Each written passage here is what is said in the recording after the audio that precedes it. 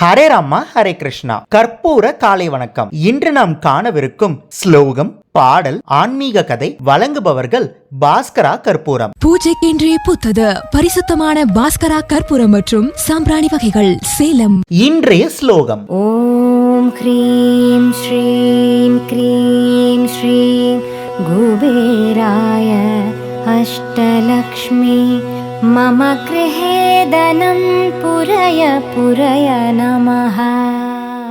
இன்றைய பாடல்: ஆஞ்சநேயமதி பாடலானனம் காஞ்சனாத்ரி கமனீய விக்ரமம்.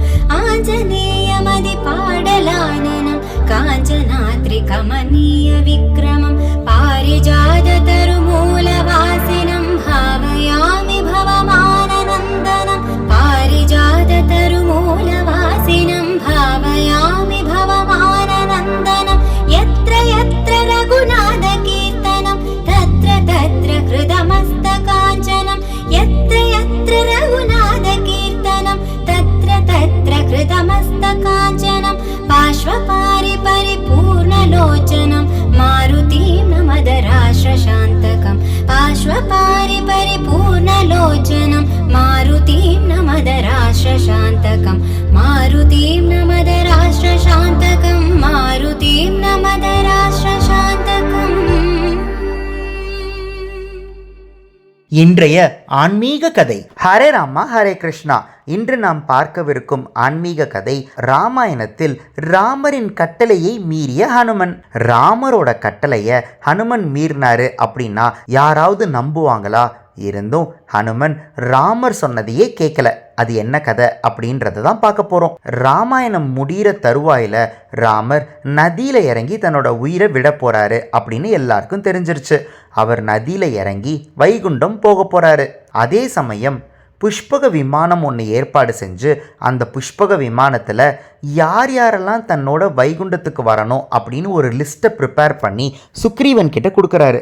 சுக்ரீவன் அந்த லிஸ்ட் படி அந்த புஷ்பக விமானத்தில் எல்லாரையும் ஏத்துறாரு. ராமர் வந்து புஷ்பக விமானம் ரெடியா, எல்லாரும் கிளம்ப ரெடி ஆயிட்டாங்களா அப்படின்னு கேட்கும்போது சுக்ரீவன் சொல்றாரு, இல்லை ராமரே, உங்களோட லிஸ்ட்ல இருக்கிற ஒருத்தர் வர மறுத்துட்டாரு அப்படின்னு சொல்றாரு. உடனே ராமர், நான் கூப்பிட்டு ஒருத்தர் மறுத்துட்டாரா, அது யாரு அப்படின்னு கேட்கும்போது அது ஹனுமன் அப்படின்னு சுக்ரீவன் சொல்றாரு. ராமரால் அதை நம்பவே முடியல. நான் சொன்னேன்னு சொன்னீங்களா அப்படின்னு கேட்கும்போது சுக்ரீவன், ஆமாம் ராமரே சொன்னார் அப்படின்னு சொன்னதுக்கப்புறம் கூட ஹனுமன் வர மறுத்துட்டாரு அப்படின்னு சொல்கிறாரு.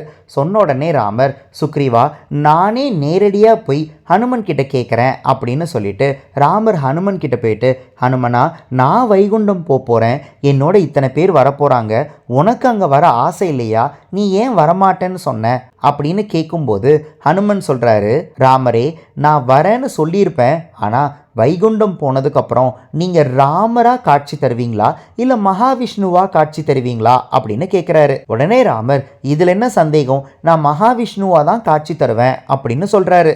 அதுக்கு ஹனுமன், ராமர் இல்லாத இடத்துல எனக்கு அங்கே என்ன வேலை, அதனால தான் நான் வரமாட்டேன்னு சொல்லிட்டேன் அப்படின்னு சொல்கிறாரு. ராமர் சொல்கிறாரு, ஹனுமனா, உன்னை விட்டுட்டு போக எனக்கு மனசு வரல, நான் என்ன சொல்கிறேன்னா, நீ வைகுண்டம் வந்துடு, தினமும் ஒரே ஒரு தடவையாவது உனக்கு நான் ராமராக காட்சி தரேன் அப்படின்னு சொல்கிறாரு.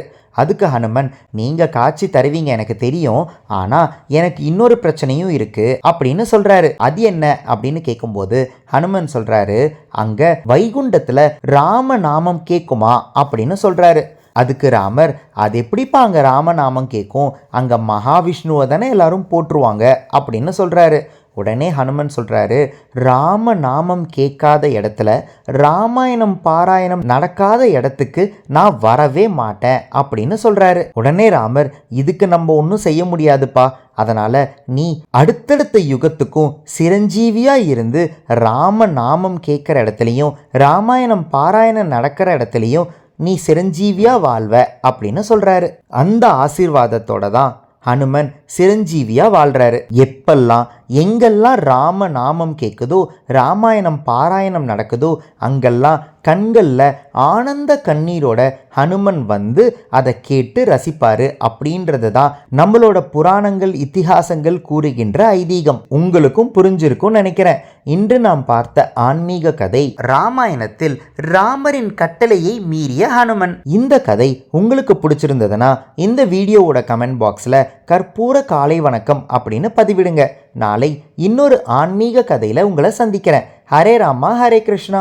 பூஜைக்கென்றே பூத்தது பரிசுத்தமான பாஸ்கரா கற்பூரம் மற்றும் சாம்பிராணி வகைகள் Salem. ECG cards Ramayana Mahabharata playing cards. ராமாயண மகாபாரதத்திலிருந்து 108 கேரக்டர்ஸ் பத்தி நீங்க நிறைய விஷயங்களை தெரிஞ்சுக்கணும்னா இந்த ப்ராடக்ட் உங்களுக்கு தான். இது ஒரு பிளாஸ்டிக் பிளேயிங் கார்ட்ஸ். ஒவ்வொரு கார்டையும் இண்டிவிஜுவலா ஸ்கேன் பண்ணி அந்தந்த கார்டுல இருக்கிற கேரக்டர் பத்தி யூடியூப்ல தெரிஞ்சுக்கலாம். ஒவ்வொரு குழந்தைங்களும் கத்துக்கிட்டே விளையாடலாம், விளையாடிக்கிட்டே கத்துக்கலாம்.